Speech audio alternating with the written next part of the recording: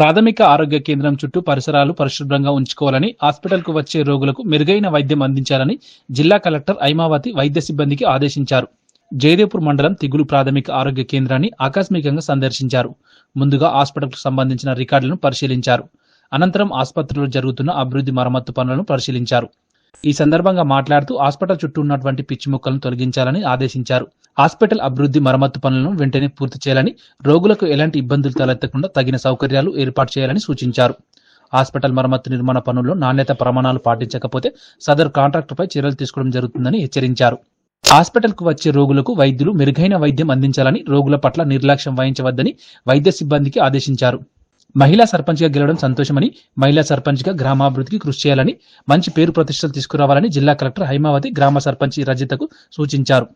ఈ కార్యక్రమంలో డాక్టర్ రాజశేఖర్, సర్పంచ్ రజిత, వైద్య సిబ్బంది నారాయణ, నీరజ, గ్రామస్తులు ఐలయ్య, పరశురాం తదితరులు పాల్గొన్నారు.